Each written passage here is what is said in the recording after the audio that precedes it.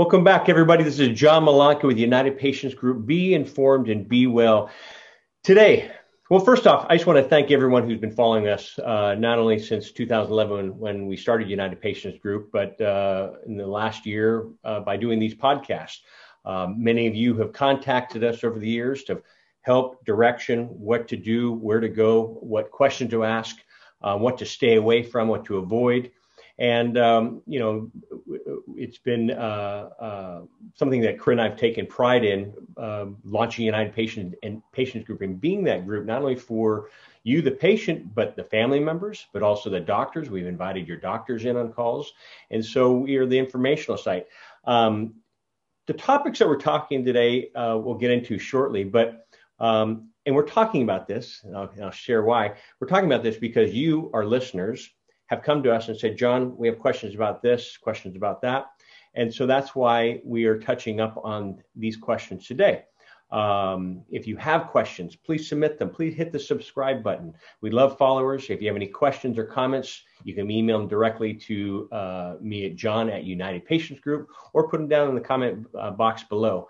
Today's guest, this is the new one for us. And so I'm really excited. You have heard me talk about Brad before, pretty much as a third party, but excited to get him on the show.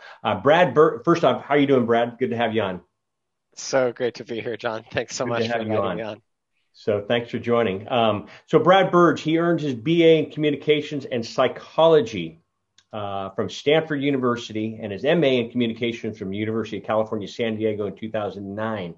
Back in Stanford, it was 2005. My apology there, Brad. He directed Communications and Public Relations for the Multi-disciplinary Association of Psychedelic Studies, also known as MAPS, from 2009 to 2020, where he engaged daily with journalists and media producers around the world to enhance public knowledge and psychedelic research.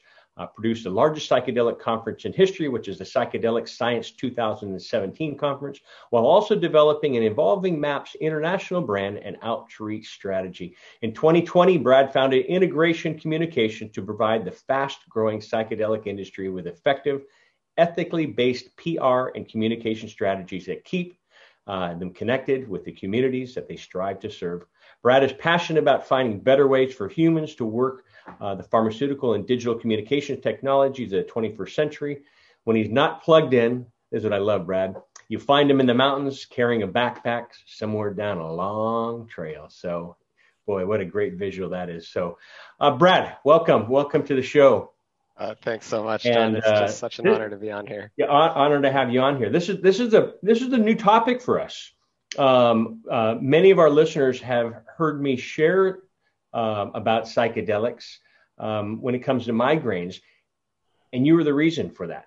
Back in 2000, I want to say 12, maybe 13, Corinne and I were coming back from a cannabis conference in Denver, Colorado, and we were at the TSA terminal, and we saw you there. And we said, "Hey, we didn't see you at the conference." And you said, "No, I'm at another conference called MAPS." And I said, "What's that?" And he said, "It's about psychedelics." And I said, "They have a conference on psychedelics?" And he said, "Yeah." And I said, "What do you guys talk about?" You said, "Actually, the studies that we did on the topic we did on this was mushrooms, which we'll go into, and migraines." And I said, "Come on." He said, "No, go read it." And so we went back and I researched it. And I said, "I'll be darned." So over the years, you've been this imaginary guy, this friend that we've shared not only on this show, I've talked about it with patients that have called us, but other shows I've been on. So great to have you on here too. Psychedelics. It's, people still have the visual of 1960 LSD tripping down on Haight-Ashbury, since you and I are from both in the Bay Area listening to the Grateful Dead and all that. And so, can you talk about this? Because, before we got on, I said, "What do we call this, Brad? Do we call it a drug? What do we call it?" And you said, "Great topic. We'll talk about it." So Please have at it. Yes, psychedelics. Yeah, it's a mouthful. From the perspective of most people, they're pretty terrifying sounding.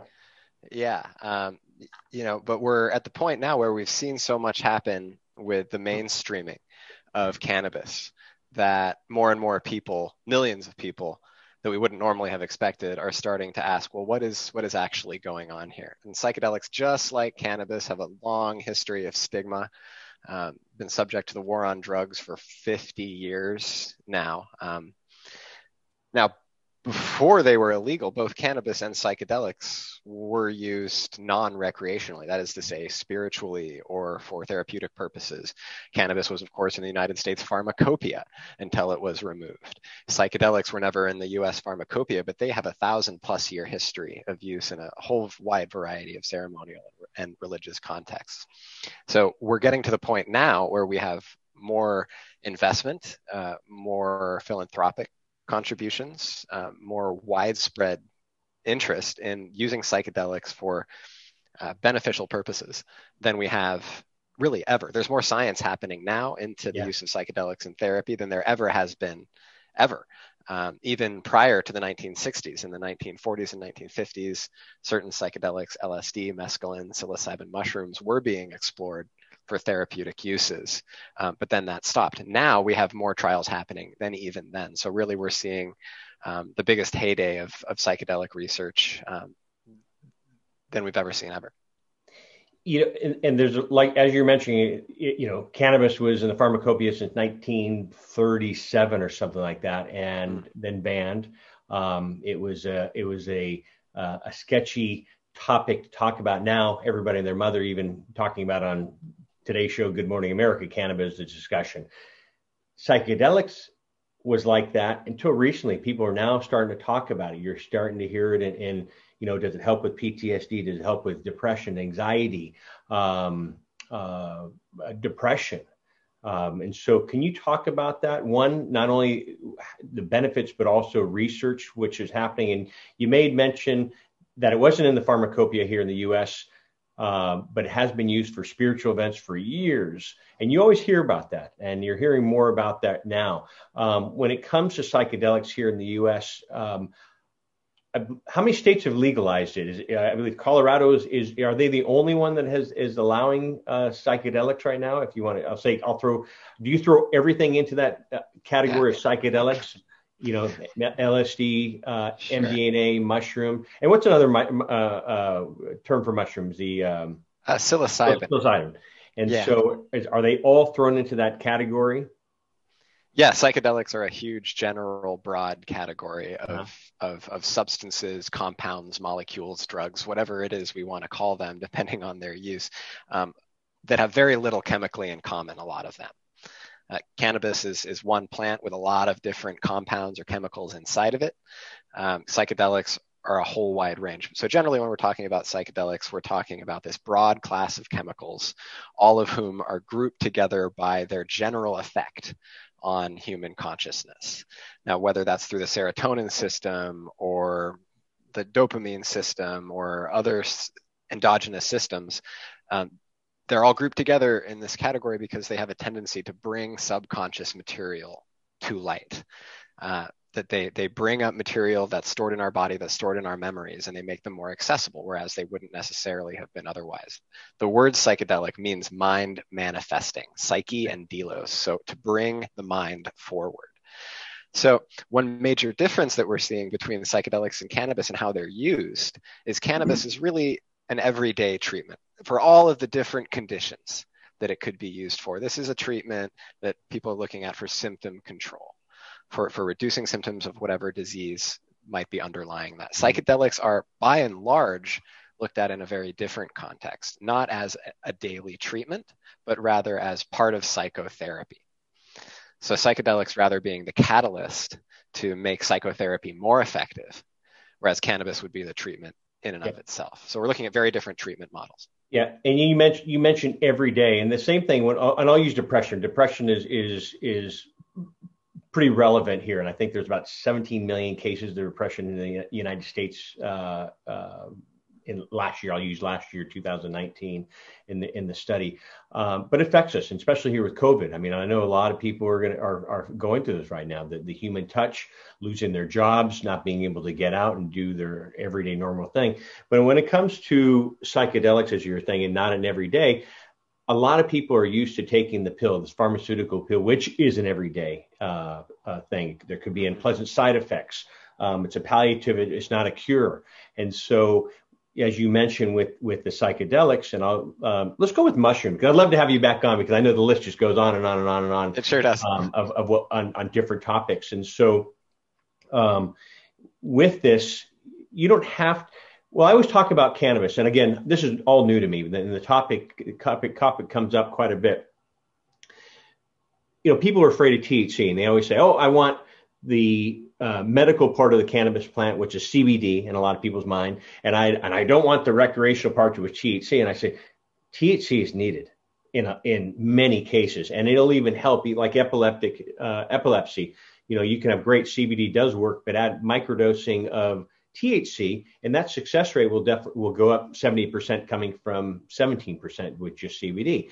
And I've had doctors on the show, and we've talked about this, and they said, well, actually, I microdose daily with mushrooms. And I said, I wasn't expecting that out of you, And so, can you talk about that, one, that you don't have to take it daily, but also that a few doctors I'm working with in this industry that are doing microdosing as well, and what are the benefits of doing one I guess dose, or one try? Is it try? What's the terminology for this? Yeah, I guess you'd use it once versus using it on a more regular basis. Okay. Psychedelic therapy, that involves higher doses of the drug.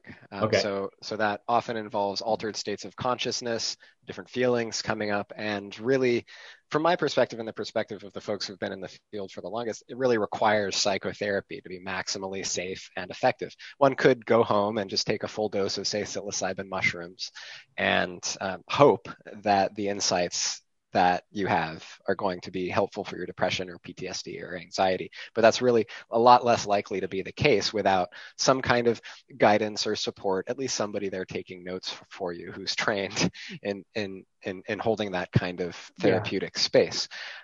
So the psychedelic therapy model that's most advanced right now, that's advanced in clinical trials, and that we're likely to see enter medical practice the soonest, is that model where you go into the clinic and you receive the drug or the medicine right there. You have your whole experience with a psychotherapist, and then you go home, or you stay the night. Then there's follow-up psychotherapy that doesn't involve the drug, or there's preparation psychotherapy. So really, it's mostly psychotherapy, but it's augmented by these powerful drug experiences. Now, microdosing is something that's very new. We didn't hear about microdosing in the 1960s or 1970s. It was all about these big, mind-blowing, mind-expanding experiences. Microdosing has just come up. It's been a naturalistic thing that's happened, is people who are experimenting with psychedelics outside of research or outside of therapy are starting to say, hey, can I turn it down? Can I go about my day? Can I use a small enough of this that it's more like a conventional pharmaceutical? So that provides some benefits, and the research is still out on this. There's more research happening into microdosing now, slowly but surely. But one of the advantages of that is you're using the lower dose. You're not having as extreme an alteration of consciousness. It may or may not require psychotherapy support around it. You could just go about your day with a very, very small amount of, say, LSD or psilocybin, such that you wouldn't even notice much of a change. This is what we're accustomed to with SSRIs. This is what we're accustomed to with conventional pharmaceuticals. What we get from that is we don't need to go into psychotherapy. What we lose from that is that we lose that opportunity for the deep work that can happen, and it becomes more of a symptom control kind of thing, where you may be able to reduce anxiety for a couple of days or a week following, say, a microdose of LSD or a microdose of psilocybin, but then you have to do it again. And we don't have research. We don't know what happens when people microdose for a long period of time, every few days or once a week. We just don't know what the risks are. We don't know what the benefits are yet. So it's very promising in the sense that it might be cheaper. Psychotherapy is very expensive. And again, it fits this conventional pharmaceutical model. I think we can have all sorts of conversations about whether that pharmaceutical model is actually valuable or not. But really getting at the symptoms versus getting at the deeper cause, I think, is the main. What are researchers currently trying to learn about this and prove? Because you said, there is no research on microdosing. Right. There's most of the research. So we're seeing phase 3 clinical trials. That's the most advanced stage of clinical trials before FDA approval. We're seeing those for Mdma assisted psychotherapy. That's with the nonprofit MAPS. And then we're seeing psilocybin assisted therapy. That's with the nonprofit, the USONA Institute. And then also a for-profit Compass Pathways is also working on psilocybin assisted therapy for depression and treatment resistant depression. And those are using the full doses of both of those. And that's all here in the US, or is that overseas? It's both. Most of the studies are here in the US. Compass Pathways is located in the UK. I know MAPS has trials all over the world as well. So cannabis, right? Unfortunately, right now is Schedule 1 narcotic. Where does this fall into? All of these psychedelics are also Schedule 1 drugs as well, with the exception of ketamine. So ketamine is what's called a dissociative anesthetic hallucinogen. It's that kind of psychedelic. And it's very different from LSD. It's very different from psilocybin, very different from MDMA. It's, as many of your listeners probably know, it's already available as an anesthetic. And it was approved in 2019 by Johnson & Johnson as a nasal spray for the treatment of depression. So ketamine is a psychedelic. It is also a recreational psychedelic. It is used recreationally, but wasn't it a horse tranquilizer? It's still used as a veterinary and human anesthetic. It's used in dentistry and in surgery. So you said nasal spray? It's a nasal spray. Gotcha. Okay. So it's a take-home. Sorry. So it's a take-home treatment. Okay. Yeah, and it's the first psychedelic that's been approved for the treatment of a mental health condition. Again, very different from MDMA and LSD, but it is technically the first psychedelic to be approved. So with Johnson & Johnson involved, where is Big Pharma involved in all this? Are they, as well as our government, are they looking to say, hey, we want our fingers in this one as well, like they're doing with Epidiolex and Sativex with GW Pharmaceutical? Just in the last couple of years, that is absolutely happening. Okay. For the last 30 plus years, the developers of these chemicals, those who are working with the regulatory agencies and putting out the press releases and talking to the general public and trying to get support for this research, have been very, very small nonprofits. And they've had to kind of scratch everything together, tooth and nail, trying to collect donations from people who support the research. Now, with these phase 3 clinical trials advancing so well, with people like Michael Pollan writing in glowing terms about psychedelics, appearing on mainstream news all the time, and more companies emerging. Ketamine now approved, ketamine clinics popping up all over the world, or all over the country for now, available to provide psychotherapy. With all of that happening, finally, it's gotten to a point where investors are seeing, oh, this is not just a pie in the sky idea anymore, but psychedelics are really likely going to be the next major breakthrough for modern psychiatry. It's been 30, 40 years since the advent of, or 20, 30 years since the advent of SSRIs, antidepressants, that we've had a genuinely new class of chemicals introduced to mainstream psychiatry. And that's what psychedelics are going to be. Investors are starting to see that. Big Pharma is starting to develop that. One of the complications with psychedelics is that most of the psychedelics, all of the psychedelics that we know about and have seen for many years and have reason to believe are helpful for the treatment of post-traumatic stress disorder or depression or traumatic brain injury or suicidality or all these things, these are old drugs. These are old chemicals that were originally synthesized 40, 50, 60, 80 years ago, or they're naturally occurring, like psilocybin mushrooms or Ibogaine. And so without that profit incentive, that is the ability to patent these compounds, Big Pharma has had to take another route, which is to find patentable new delivery systems. So ketamine can't be patented. That's an old one, such as a nasal spray. With cannabis, that's been happening for a very long time. You can't patent the cannabis plant. You can't patent THC, but you can patent a synthesis pathway. You can patent a non-smoking delivery system. You can patent a patch or an inhaler or a suppository or a pill or whatever it is that you want. And then, which we're seeing. which we're seeing, and that is likely to happen with psychedelics, is all of these for-profit companies are going to come in and be like, hey, what is the niche? What else can I provide? What does the market need?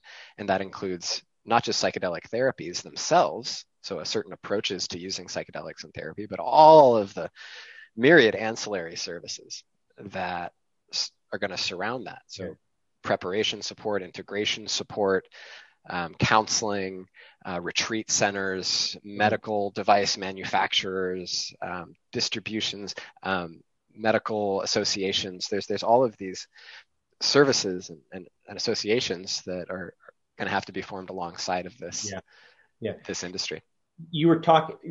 I want to, before we go into the effects on the brain, I want to know about guiding. You mentioned guidance here for a second, and as well. And so I have friends here in the San Francisco Bay Area that have met with psychotherapists and had guided MDMA.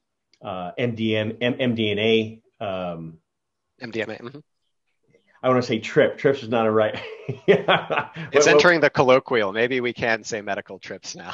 Medical trips, gotcha. And so with guidance, and so many people. I mean, depression affects us all. We've all had it in some form of memories, emotion, pain, love, grief. Losing my wife. But does it bring the body back to balance? And what does it do to the brain? Is it like the endocannabinoid system where it brings the body back to homeostasis? What is it doing to the brain? Great question. So, like we were talking about, psychedelics are a wide class of drugs, and they're doing all sorts of different things pharmacologically speaking. If we're talking about MDMA, it's very different than psilocybin. But in general, there's been some neuroimaging research looking at different psychedelics, psilocybin, LSD, MDMA, and there are some things in common. One of those things is neuroplasticity, is the flexibility of the brain. What it looks like is all the compounds that have been looked at that have all the psychedelics that have been looked at with some kind of effect on the serotonin system, especially, may have the ability to increase our neuroplasticity, to allow our nerve cells more capacity for growth, for regenerating, for healing from mental illness, from traumatic brain injury. There's another aspect that's called the default mode network. So I think there's a common misconception around psychedelics, is that when someone ingests a psychedelic, it produces these hallucinations. It adds something to our experience, and that's where these altered states of consciousness come from. What neuroimaging research has shown is actually that psychedelics turn down activity in large parts of the brain. And these parts of the brain that are turned down in activity are called the default mode network. It's the part of our brain that is just kind of normally awake and alert and activating. I wake up, hey, I'm Brad, I'm going to go have my coffee, I'm going to make some breakfast, I'm going to sit down at my computer and see what my email has. This is just kind of my day. You wake up, you're John, this is what you do, this is where you live. And that's the default mode network. Psychedelics disrupt that. So it makes us less likely to fall into normal patterns of awareness and more likely to break out of those patterns and to do things differently or to see things differently.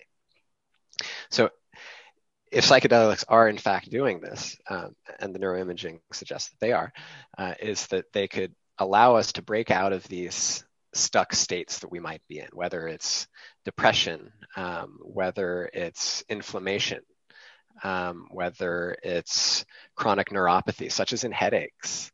But we can change the patterns and take conscious control over what direction we want those changes to go, especially with psychotherapeutic support. Are there, like back to MDMA, ecstasy, high doses, low doses, they say it puts holes in the brain. Are you seeing, is that you shake, please. Yeah. No, that's, thanks for bringing that up, John. That's, one of the most damaging pieces of retracted science and misinformation that's I think ever happened in the field of medicine. It was quite amazing. I learned about it in psychology classes as an example of how the scientific publication process works and doesn't work. So the holes in the brain around MDMA, that originated from a study by a scientist by the name of George Riccardi. And that study was published, I forget in which journal, it's RICAURTE, the Riccardi controversy. Published in a big journal, and it showed they had given MDMA to rats, and they had shown images of these brains that had these big atrophied areas in them. And it was published, and Phil Donahue covered it on the Donahue Show, and millions of people learned about ecstasy causing holes in the brain. Just a few months later, George Riccardi and his team published a retraction to that article.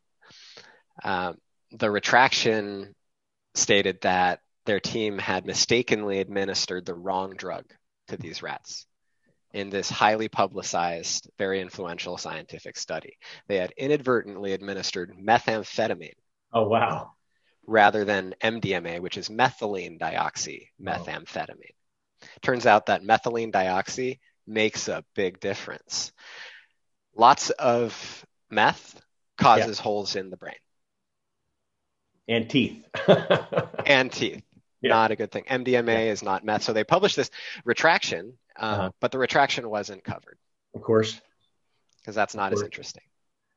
So that just kind of, that stuck in the mainstream imagination. Yeah. Now, after thousands of people having been treated in clinical trials receiving pure MDMA in moderate doses, that's never been seen. There's been no evidence of neurological damage or cognitive damage at all. What about the spinal fluid? You always hear that. You know, it was a big thing in the 90s and 2000. You always heard, you know, the brain, of course, and then spinal fluid. Is that another farce? I'm not exactly sure which farce scientific farce that might be, but there was something about LSD and spinal fluid. I think it was ecstasy. Was it? Yeah. I don't. Back to Las Vegas days. I'll just leave it at that. Haven't heard that. Yeah. I haven't heard that in all my years reading research protocols and institutional review board documents. That hasn't come up as one of the side effects. That'll be another show. Since there's a whole list that I'd like to talk to you about here. Risks. Are there any risks? You know, because people I always talk about cannabis, and and I say it's always, you hear the plus, and no one talks about the side effects. You know, depression, anxiety, and I feel that some people, everyone's different. Everyone's body's composition is different. I'm highly sensitive to coffee, as you're sipping on a cup of coffee, so I can't even have coffee. You know, absolutely. My cannabis intake, it affects me. You know, if I take too little CBD, it keeps me up all night. If I take enough higher doses, it puts me to sleep, which I'm using for. And so I'm assuming the same thing with any psychedelic. Let's go back to mushroom. So out of all of those that we're talking about, MDMA, Ibogaine is from South Africa, correct? Yeah, Ibogaine, from West Africa. West Africa, and it's a root. Yeah, Iboga is the root. It's the plant. It's kind of a shrub or a bush, and then Ibogaine is the chemical that's extracted from the Iboga root and administered as part of therapy. And I've spoken to doctors just in the last couple of years about they've reached out and said, hey, I know you talked to a patient. And I don't want to get away from the mushrooms, but with this root, is it true that it helps people on one dose get off of, addictions, heroin, opioids, stuff like that? It has. Mm-hmm. It has. There's a lot of case studies of that. Ibogaine is legal for use in a lot of places outside of the U.S. So Mexico, New Zealand are two of those. Legal but unregulated. Okay. So people have to be very careful which Ibogaine clinic they go to, make sure that it's properly vetted and there's proper medical supervision, etc. But Ibogaine has helped people overcome severe opioid addiction with just a single dose or just a couple of doses. it's in its own class. Both pharmacologically very different from LSD or psilocybin or MDMA, and then also as far as the experience, it's a nightmare of a trip, is what I've heard. Haven't done it myself, fortunately. Haven't had the need to in my life, but it can be a 24 or 36 hour very hallucinatory experience. But people come out of these experiences often no longer craving opioids after being addicted to heroin or prescription opioids for years. Again, like you're saying, these don't work for everybody. It is not a cure-all.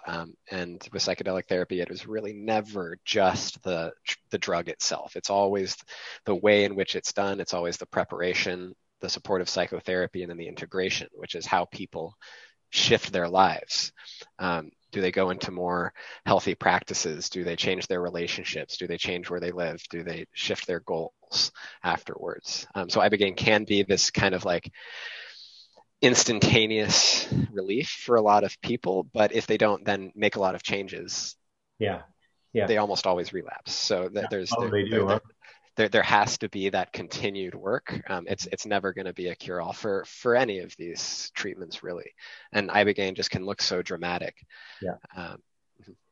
Sometimes, like you mentioned, it's not for everybody. And, a lot of patients and friends that I've spoken to over the years, when they feel depression, they feel it's a feeling of weakness. Like, why is this affecting me? And they're afraid to share this. And so it's years of built up sadness and hurt and memories, as I was talking about, and love and grief and war, loss of job, loss of life, loss of, what they mean in this world. And so I think it's great that, you're coming on the show to talk about this, because people call us and say, help, have you ever heard of this? Have you ever done this? And so that's why I want to do this, because a lot of people self-medicate, not only with other drugs, alcohol, food, electronics, the list goes on. And so it's not just, I'm just sitting here, overdosing on opioids. It's a mixture of everything too. What are the long-term effects on the brain? Do we know that yet? I know you said we don't know the microdosing yet with mushrooms. Are there long-term or short-term side effects at all? Well, the only source that we have for really long-term data on use would be demographic data. Okay. And a lot of that demographic data, people using psychedelics outside of clinical trials, is going to be skewed, because it's impossible or very nearly impossible to separate groups who are, for example, just using MDMA and not using alcohol, or so on and so forth. There are drug-to-drug interactions with these too. And so there are drug-to-drug interactions, and there's challenges in the statistics too. So for example, when we see emergency room admission statistics and says X number of people were admitted to the emergency room due to taking ecstasy or MDMA, it won't also tell you that actually the reason they were in the emergency room was the alcohol they drank. It's just if they also reported having taken ecstasy, it's an ecstasy admission. There's that. There's also the fact that often people who use one of these drugs will use multiple drugs, so we can't sort out which risks are from which. But as far as the long-term studies that have been done, two things. One, there's significantly less neurotoxicity or neurocognitive risks than has been touted in the mainstream media for the last 50 years. As again, not to say that there aren't risks, there are exclusion factors in the research trials.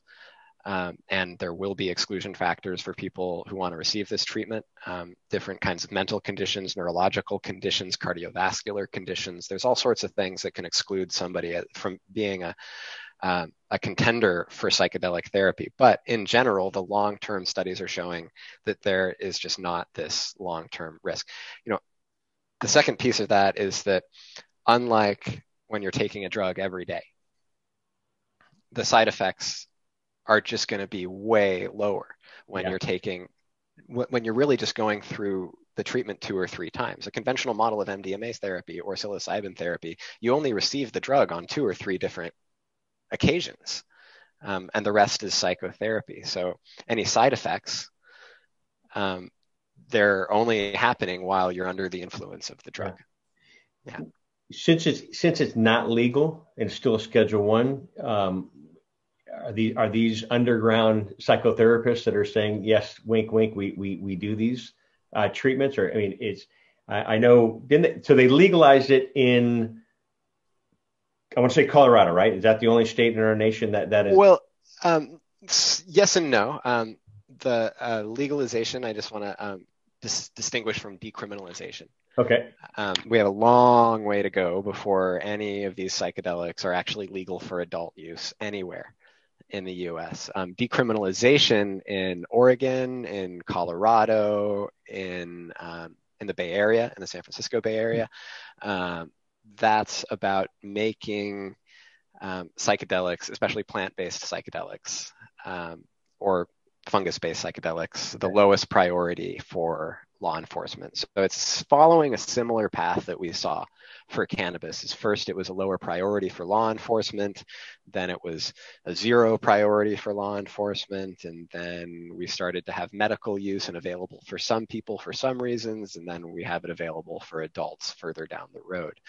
Now, I just want to make a note on legal use and legalization around psychedelics is, although there's all this major excitement around psychedelics as being the next cannabis, I can't, just having been in the field and having watched what's happened with cannabis and seeing what's happening with psychedelics, it's not going to be the same thing for a very long time, if ever. First of all, the market for the patient base for cannabis is and has always been way bigger than for psychedelics. We have, I don't know what it is, 50% or 2/3 of the country have tried cannabis. I think it's have two-third mark. Yeah, have tried it at some point in their lives. Psychedelics, maybe 20%, maybe. And are admitting it because it's still, a taboo for a lot of conversations. As these things get less taboo, we're going to see more people admitting it. It might be more than that. In either case, it's certainly going to be less than what is out there for cannabis. Yeah. And this being, psychedelics are inherently more I guess you could argue this, but significantly mind altering, and their use in especially large doses requires preparation and support and some kind of guidance. So that means that we're moving primarily towards a world where we have psychedelics available in clinics through your doctor, not as take-home drugs. These aren't going to be over the counter for a very long time. They're also not going to be available retail for a very long time. Just because of their different risk levels and the different ways that they're used. So different ways you use in the different types, and we touched up on just, ketamine, Mdma, I'm mispronouncing it. Ibogaine, what is it? How do you pronounce it? Ibogaine, excuse me. And then mushrooms, then ayahuasca. And so Ibogaine, mushrooms, ayahuasca, those are the natural ones. The other ones are man-made, correct? By and large. There's also peyote. Yeah, and San Pedro. Those are not being looked at in clinical trials right now, but are gaining more popularity, especially as religious or ceremonial tools. They're both legal for use. That is, San Pedro and peyote are both legal by the Native American Church. There was a book I read in high school. It was something Carlos, maybe? Carlos Castaneda. It's got to be. Yes. And there was Me too. there was what was it? He has a whole series, but there was a book. I think he was following an Indian guide, and he ate some peyote, and next thing you know, he was chasing the dog around. It was, did you read that story? It was so funny. My aunt gave me that book, and I said, I did.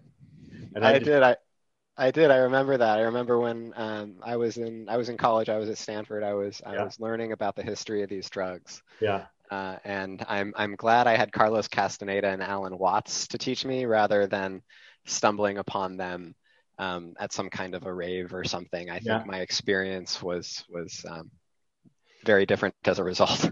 Well, good. You going to Stanford, so did they talk about it? Because a lot of doctors go to medical school and they don't talk about cannabis. And so in your classes and courses, is this something a course that you did take on this, or is this something that that you had an interest in? I was both. Stanford, based in Palo Alto, was where arguably it was discovered, right? The counterculture originated. LSD was discovered in Germany or in Switzerland. Okay. In the 1940s, but it was through the Veterans Administration experiments in the 1960s in Palo Alto, right next door to Stanford, that LSD entered the counterculture through Ken Kesey and others. So I was going to school in this place and taking history classes and learning about the history of the counterculture. I was interested in psychology and communications and how these drugs changed over time. So I had the opportunity to have an LSD experience in my junior year at the same time that I was taking a class on 1960s history and got to write a paper about it. So it was kind of an academic exploration for me. It wasn't even a social or a party thing, but it was just, how can I understand what's going on here? And that's why I'm so passionate about education around psychedelics, because I think if you come to these with an understanding that they need to be used carefully, with preparation and integration and support, rather than coming to them with this idea that you're going to get out of your head or you're going to be able to avoid your issues or simply just have fun without any sort of care or preparation, I think you're likely to get into a lot of trouble. Thanks for that warning. I want back to the mushroom, because you hear a lot of, I've heard about it growing up here in the Bay Area, people going up and kicking over cow patties, which are the cow turds to our non-farming families here, and just picking mushrooms. Can you share the warning that not all mushrooms are psychedelic mushrooms, and don't start picking mushrooms and putting them in your mouth? And can you talk about how to consume them, because you can eat them, which they have an awful taste to some. You can put them in teas. Can you share one about the warning, but also two on how to consume? Well, I'll just support your warning there, John. Okay. Absolutely. Yeah. If you don't know for sure you can eat it, don't eat it. Don't eat it. Don't eat it. Okay. Don't eat it. And then your other question was about on how to consume it. Back to don't eat it, but also eating it. People put them in teas. Can you smoke it? I've never heard of somebody smoking mushrooms. I don't think you can. That's certainly not how it's traditionally done. There's all sorts of ways. There's all sorts of ways to do it. I'm hesitant to provide exact advice about how to do it. I've tried both good ways and really, really bad ways. I think main thing is talk to somebody who's done it before and who that you trust, and don't just take what you find on the internet. There's more and more really decent psychedelic education out there online, lots of webinars and online events and things where you can learn more about what is the preparation like and what's the integration like. Also, just be careful about the source. One of the benefit of all these clinical trials and the decriminalization is it opens up an opportunity for us to know dosages and purities. Thank you. We don't have that now. And I was going to ask you, what dose? More is not better. Is that the same thing like in cannabis? I always tell people more is not better in a lot of things. No, it's exactly the same as with cannabis. We were talking about microdosing versus psychedelic therapy. Depends what the condition is, and we're still learning what that's for. And of course, there's people talking a lot about not just for therapeutic uses, but microdosing for creativity or professional growth, cognitive enhancement. Or even relationship growth. I heard a lot of couples going to this and bringing them back together. And I even heard a lot of cancer patients that are just so depressed because of this diagnosis that they're just pushing their family away. And there's like, we don't want you to leave, but we don't want you to shut yourself off either. And so, are there any medical benefits? You're talking about at the beginning of the show when I went into we were talking about brain and I think inflammation, and cannabis has been proven to help patients with brain issues, dementia, Parkinson's, Alzheimer's. And are you seeing that any medical benefits besides helping with the depression and other things like this, but any reversals of I guess brain issue, but I guess depression falls in the same thing there, right? Yeah, it's so fascinating. The neuroscientific technology and imaging is getting so good now that it's often hard to tell the difference between what is a physical brain disease and what's a mental illness. Yeah. What is the difference between our brains and our minds? And the border there is getting thinner and thinner as far as science is concerned. So yeah, I think we can look at healing depression, healing PTSD, healing anxiety as regrowing neural pathways or changing neural pathways. And this is one of the projects that I'm working on that I'm really excited about, actually, is Ibogaine and its potential as a treatment for traumatic brain injury. Traumatic brain injury, which is very common in especially military veterans, lots of other folks too, first responders, a lot, construction workers. Traumatic brain injury can happen a lot for a lot of different reasons. It's often associated with PTSD, post-traumatic stress disorder, and the actual physical wounding to the brain often go hand in hand, and the TBI element that is often hidden. And the treatment focuses on the PTSD. Oh, this person's depressed. This person can't sleep. This person's suicidal. This person's angry. Let's treat those. And that's where the antidepressants get thrown at people. But which don't always work. Which don't always work. For a third of people, they don't work at all. Yeah. And when they work, they're more or less effective depending on who you are. With Ibogaine, there is evidence that Ibogaine specifically can help release a compound in the brain called GDNF, glia-derived neurotrophic factor. It's a compound that helps nerve cells actually physically regrow, remake those physical connections. You can see this GDNF working in the brain to enhance that connectivity. So there's a new nonprofit called Veterans Exploring Treatment Solutions, Vets Inc., that I'm working with. They are raising funds to send Special Forces veterans outside the US to receive Ibogaine therapy for the treatment of both TBI and post-traumatic stress disorder. While they're still enlisted? Veterans. Oh, excuse me. Apologies. So the veterans. Excuse me. Yeah, veterans. We would love to start working with active duty forces for that. We have some political hurdles to get through first. And so Vets, this nonprofit, is now working with Stanford University, my alma mater. I'm super excited about that, to do a brain imaging study of these special forces vets. So that's Navy SEALs, other special operations veterans, to get brain imaging to see if the benefits that they get for PTSD from Ibogaine therapy also have these neurological changes happening as well. So that's a place where a psychedelic is being looked at not as a mental illness treatment, but as a treatment for a physiological neural condition. And are the vets totally open to this, that are going through something as tough and rough as depression, but PTSD? These folks, all guys so far, because special forces, I just learned that there are no women in the special forces right now, at least in the Navy SEALs. So these guys are at the end of their rope. Often their families are breaking up. They're suicidal. The idea of going through a 24 to 36 hour intense hellacious experience just doesn't seem like that big of a sacrifice. Not that big of a what, sorry? Not that big of a deal, not that big of a sacrifice, because of what they're already going through. That's kind of a compelling thing. So there's a long wait list for these grants now. over 80 folks right now. So that's just one thing that I'm excited about beyond the mental illness is the Cool. So you mentioned grants. What's the cost for all these? Because I know healthcare is very expensive when it comes to cannabis. Cannabis is expensive to a lot of people, but patients that are using the antidepressants, I work with. I have friends that are going through this right now. I have friends that are going through major pain, and they're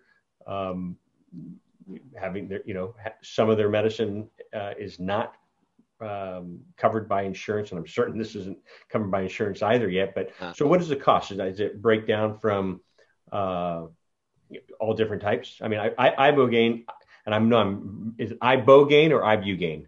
Ibogaine. Ibogaine. Yeah, I heard it's about $6,000 a dose. Is that correct? That's probably reasonable. It's going to depend on which treatment center you go to. There's also travel costs associated because you have to go outside the U.S. to do it. Very clearly, not a lot of people can afford that, especially out of pocket. So for a course of psychedelic therapy, whether it's ketamine therapy or Ibogaine therapy, Mdma therapy is only available in research right now. Same with psilocybin therapy. But as far as ketamine, Ibogaine, you're talking a few $1,000s to $10,000-$20,000 for a whole comprehensive multi-week psychotherapeutic thing, depending on the retreat center, depending on the clinic again. So that's a big challenge for the industry. It's a huge challenge is making the treatment accessible to people. And one way to do that is to cut back on the therapy, cut back on the support, which increases your risk and decreases your effectiveness, or to develop scholarships for people who don't otherwise have the means to access these. And some groups are doing this. And another way to do it, and I think a parallel way to do it, is to just work to get insurance coverage as hard as possible for these treatments, and also coverage in public healthcare plans. Just last week, there's a new publication by some authors associated with MAPS that did an economic analysis of MDMA-assisted psychotherapy. So this is a hypothetical paper, but it was published in a peer-reviewed journal showing the net cost benefits to giving people MDMA-assisted psychotherapy rather than what other treatments they would be getting. So that's long-term quality of life, that's long-term healthcare utilization costs. And this paper shows how much money is going to be saved. So this is, it's like, we can't express this clearly enough in human terms and talking about all the human lives that are going to be saved and the relationships that are going to be saved by making these treatments more accessible. So let's talk about money. And if we can show in actual money what is going to be saved by giving people, say, a 3-week or a 3-month course of psychedelic therapy, which may cost $5,000, $10,000, $20,000 versus the rest of their life going to psychotherapy, taking daily medications and paying those fees. And even if you're like, oh, well, that's, $10,000, $20,000, that's a lot of money. Well, think about the next 40 years of prescription drug expenses and therapy expenses. And when you put them up like that, insurers hopefully won't have any sort of problem paying that upfront psychedelic therapy cost. Hopefully it'll get that way. And I know, we're talking to insurance companies that are trying to insure cannabis as a plan. Back to preventative care, about 10, 11 years ago, my mom's insurance company called her and said, hey, Ms. Malanca, we'd like to, you're healthy, you haven't been using your insurance, but we'd like to buy you a lifetime gym membership. Pick one of these 5 or 6 companies. And I thought, how brilliant is that? And I guess, and she uses it. She uses it with a girlfriend. She's 83, knock on wood. She's still, COVID, she hasn't been in the gym, but she still walks. She'll still drive down from the Bay Area down to Southern California to see my brother at 83. And, my brother's like, she's perfectly fine, and so thinking outside the box would be long term. And I think, to help the patients, help the families, like you say, and long-term costs of healthcare, it almost sounds like a no-brainer. So it does, hopefully that's the goal, and we hit that before it's too late, before we lose more people to depression or suicide, as you were talking about. and I'm certain they all have a different intake. It sounds like ketamine ingesting, is that instantaneous, where eating something like mushrooms, is it like eating something like a cannabis brownie, where it takes 45 minutes to an hour and a half sometimes? It depends on what you have in your system and how your system's built up. Is that the same? Absolutely. Yeah. With that ketamine nasal spray, that's going to be a take-home treatment. There are also a lot of ketamine clinics where you can get ketamine therapy right there, and it's done via. It may be done intramuscularly. It may be done with a lozenge. There's a lot of different ways that ketamine is administered. Injectable, as you're talking about. Mm-hmm. Yeah, they'll do that in a clinic as well. Physicians have a lot of different ways that they can administer ketamine. It's actually been administered off-label for psychotherapy for decades. It's just been approved, so now insurance companies will pay for. And Johnson & Johnson is leading the way with ketamine. Well, they're the first. Yeah, they're the first one to get an approval for a patented ketamine delivery system. But most of the ketamine clinics are using generic ketamine, which is significantly cheaper, like by an order of magnitude. So there's still a lot of motivation, a lot of reason for other pharmaceutical development companies, nonprofit or for-profit, to get generic ketamine out there quickly. Well, I'm certain the pharmaceutical companies, once they see that it's a money maker, they'll be jumping into this market like they're starting to do here in Canada.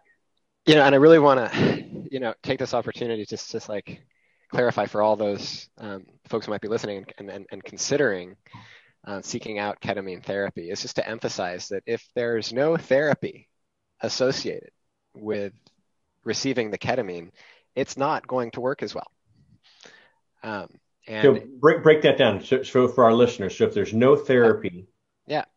If there's no therapy, if there's no preparation support, if there's no support for the emotions or the insights that you have that come up during that process, before, after, or ideally both, I'd seriously reconsider this practice. There's a huge profit motivation for people to receive just a dose of ketamine, come in a month later when their depression comes back, and keep doing that month after month after month after month forever. That is not the real promise of psychedelic therapy.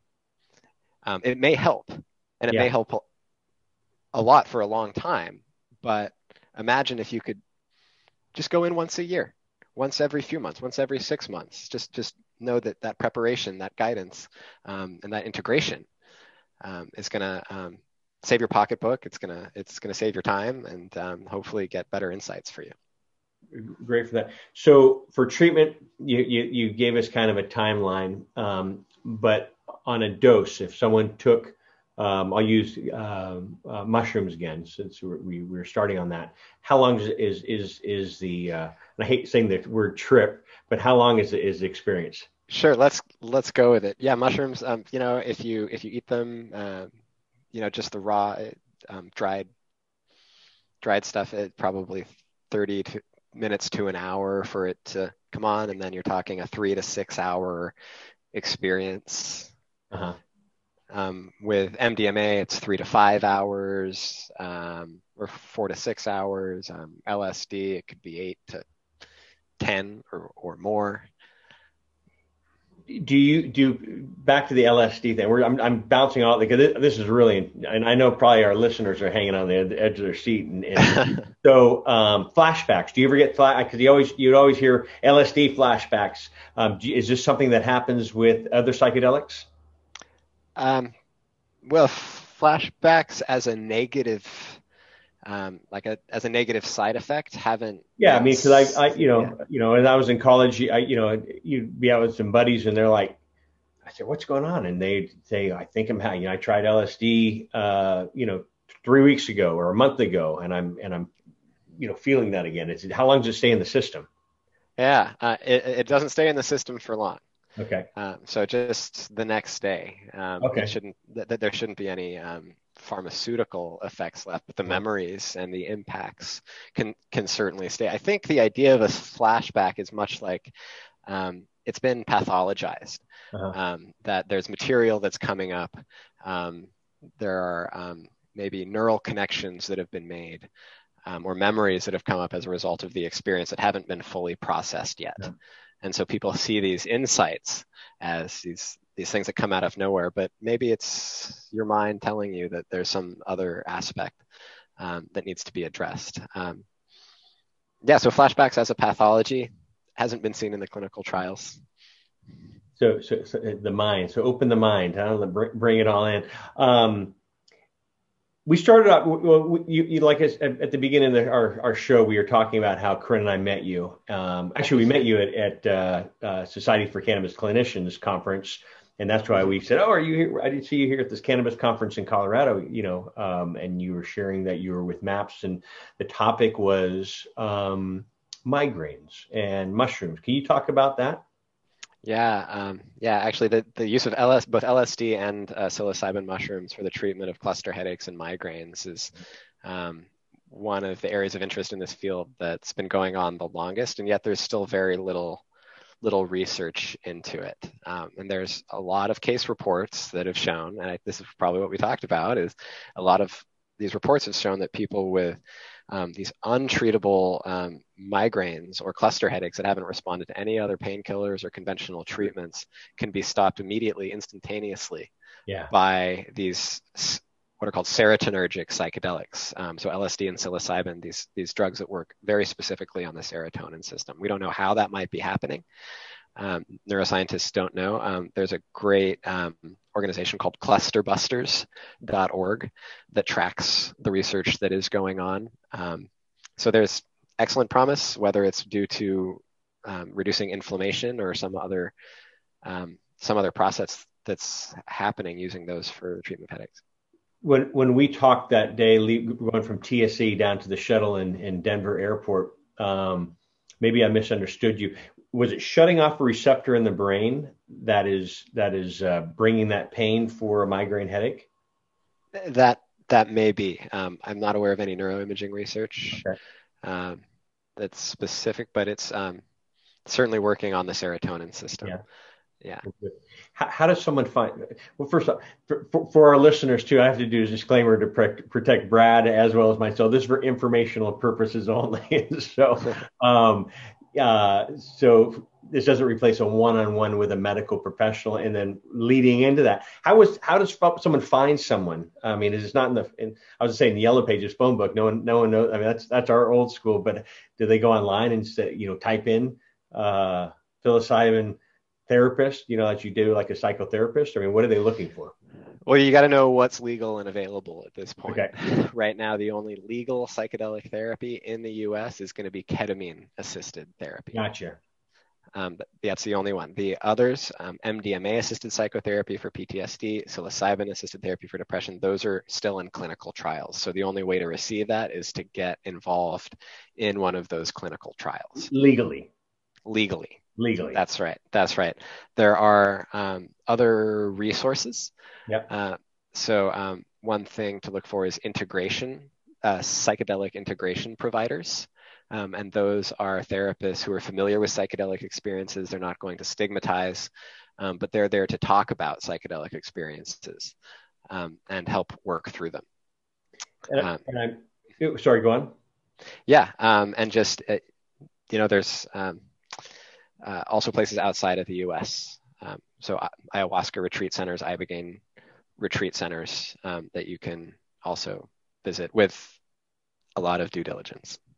A lot of and guidance. I've had friends that have done ayahuasca. I've never tried it. We worked with a lot of groups that have worked down in the Amazon, and they said, "Come on down." And they invited Corinne and I down there. It was actually I won't say the fundraising group for the Amazon, but they said whenever they go down there, they do a guided ayahuasca, and I was surprised that Corinne was like, I'd probably do it. And she was someone who didn't drink and smoke, I looked at her and said, "You would actually do this?" And so I think I would, but it has a lot of health benefits. People when Corinne passed, I had a few doctors and nurses in the industry who do guided treatments. And they asked me, I said, I don't know where my mind is right now. I want to get my mind, out of this grief and depression of Corinne passing. And so maybe I should have tried it then. Maybe it would have helped. I'm not sure. What would you recommend for like a case study like me? Someone is, we're all different. I know that. Yeah, that's what I was going to say. It's just also individual. I've been talking about psychedelics for years and years, and being so excited about the research that's happening. I had so many people say, is this going to be right for me? And I like to repeat something that one of my friends and mentors, Jim Fadiman, has said. Old school psychologist from Stanford, and has done a bunch of microdosing research, actually. And what he says is, if you can think of any reason not to do psychedelics, any at all, don't do them. Don't do them. Don't do them. Yeah. Now, lots of other folks are going to have lots of other opinions on that. Yeah. But that, for me, is a mental test. Is do you have a resistance here? If you have a resistance to it, explore that first. Because if you go into a psychedelic experience not wanting to, it's not going to be as effective. And it might be very difficult. So I think just be aware of what your intentions are going into it. I think a lot of people ask that at the beginning of the pandemic, actually. This is, all of this crazy stuff happening in the world is now a great time or a terrible time to be using psychedelics. I think it varies widely, depending on the person. For some people, it's going to be a great time. Open up that plasticity, be ready to receive new information and make adjustments to your lifestyle and your relationships. Or that's going to open things up even more. I'm going to become too sensitive and I'm going to get overwhelmed. I just need to focus on what's right in front of me. That might be the right choice for people too. So I think it's consultation with a therapist, a friend, somebody who's familiar with psychedelics and the experience before making that decision. If someone's doing this with a guided shaman, because I have friends that have done this with shamans, and they've done one-on-one, but they also done, group in the, what do you call it? The sweat lodge. Mm-hmm. And they've done it with numerous others. And so, with the guidance. So I just think, for our listeners, research them, because it is interesting. It definitely is interesting. Can you talk about misconceptions? I mean, because everyone, has this mind thought of what, even with cannabis. And now people are like, oh, I didn't realize that. Now, everyone's talking about, I have hiccups and I use cannabis. Everyone talks about it, and it's free flowing. Even my mom goes to church 6 days a week, and to hear their little luncheons, and the topic is cannabis. And one of her girlfriends, who said, I just found out that she's had headaches for years. And I said, Mom, I know she doesn't even drink, and she knows she's not into cannabis, but she may want to research mushrooms. Hope I'm not offending her, but this topic, people come to us. And so thank you again for our listeners who kept on saying, hey, do you know anything about this? Do you know anything about? And that's the reason why I reached out to Brad for this topic. And so can you talk about some of the misconceptions about psychedelic drugs, psilocybin, right? Psilocybin. Mm-hmm. And its uses. And so can you talk about that? Just generally, I think the biggest misconception is that they're a cure-all. Is that one experience is going to be enough to reduce the PTSD symptoms or the depression symptoms, or to get somebody off of opioids. Just can't emphasize enough that that's not the case. Conventional pharmaceutical psychiatry wants us to believe that there are these cure-alls out there. There's these keys that fit in the locks of our brains, and they'll just turn, and that error in our brain will be fixed. That's not the model that psychedelic therapy is working on. It's about creating the experience and the support that people need to make those changes themselves in a lasting way. So it's not going to be the drug. If anybody comes out and says, I've got the psychedelic that's going to cure you of X, Y, or Z, I'd just be very skeptical. I recently heard a speaker talking on this, and their exact thing is, it's not the mushroom that's going to unlock the depression. It's the patient that has the key and able to do that. And so for you to bring that up, follow up on that. That I appreciate that too. I really appreciate what you're doing, and I'd love to get you back on the show. But can you talk about integration communications and what you're doing now? I know you were with MAPS for about 10 years, right? 10 plus years? 10 years. Yeah, thanks. So and so you were definitely ahead of the game, I should say, because a lot of people are just, popping into here's a new topic, let's go into it. And so this has been something you've been doing for a while. So you left MAPS and you started integrative communications. And so can you share what you're doing for our listeners and how to find you as well? Yeah, absolutely. First, I just want to say MAPS is just still fantastic. I was just writing to Rick Doblin today, and I'm so excited for what they're doing. When I first started with them in 2009, I was an intern. I was still in grad school. I was an intern doing some editing for them. And if you wanted to work in psychedelics, so like actually have a job where you could say, I work in psychedelics legally, and this is something that's actually working. MAPS was one of the only two, maybe the only one organization that was focused on that. And now I feel like after 10 years, I've looked up from this nonprofit, which has grown to be a multinational, multi-corporation, with studies all over the world, that this whole field has emerged, this whole industry, this whole, hundreds. There were 400 plus psychedelic businesses, including ketamine clinics, last time I checked. And that's huge. So with MAPS just advancing full steam towards the finish line with MDMA assisted psychotherapy, we just raised $30 million for the capstone campaign to complete that. It just feels like there's so much happening in the field that I want to be able to help these other groups too that don't have the resources to have a whole communications program. And that's new companies who are, that is pharmaceutical companies or retreat centers who are just learning about psychedelics and how to communicate about them in a responsible and transparent and ethical way. And then there's also companies that have been around for a longer time that are trying to expand.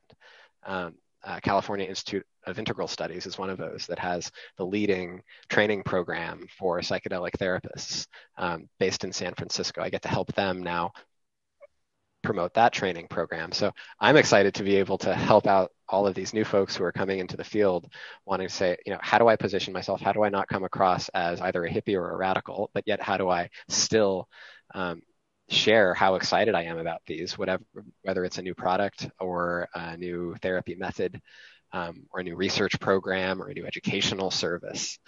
So I'm just learning about all of these new folks in the field and doing what I can to help them get the word out. Well, I think you're definitely at the forefront. And like you said, it's not for everyone, but I do believe it will revolutionize healthcare. This is what we're here for, to get this information out.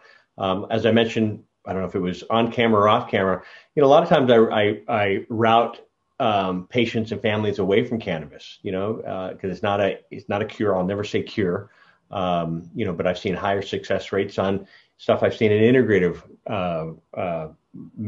oncology, functional medicine, acupuncture, meditation. And because of you, and really because of you back in 2011 or 12 or 13, when we had that walk from the, in the terminal, this has been in my toolbox to share with people. Go do some research. I don't know much about it, but do some research. And that's why I wanted you on the show. And so I really appreciate you taking time to be on, and thank you for our listeners for keep on poking me and say, here are some other topics. So if you have other topics that you want us to cover, this is what we're here for. This is why I do this podcast. Brad, do you have any final words, closing words you want to share with our listeners? Just thanks so much for bringing psychedelics into this conversation. I really do think they're the next big promising thing. It's still not too late. We're still at the very beginning of this field. So thanks for covering it now. There's a lot more stuff coming down the runway as far as psychedelics are concerned. So I just can't wait to keep sharing that. Cool. Thank you. And how can they get a hold of you? Integrationcommunications.com. Got a contact form right there. That's probably the best way. Brad at integrationcommunications.com. Please feel free to reach out. We'd love to chat with people about this field. Awesome. Brad Burge, thank you so much for being with us. And everyone, for our listeners, for spending another hour with us as well. This is John Malanca with the United Patients Group. Be informed and be well, and we'll see you soon. Thanks again. And leave your comments below and topics that you want us to cover. We'll see you soon. Bye-bye. Hi, John Malanca here with the United Patients Group. I hope you've enjoyed our videos. Please click like as well as subscribe to our channel here on YouTube. Also, follow us on Twitter at Patients Group and on Facebook at United Patients Group, as well as for our podcast. Please click the link in the description below. We'll see you there. Bye-bye.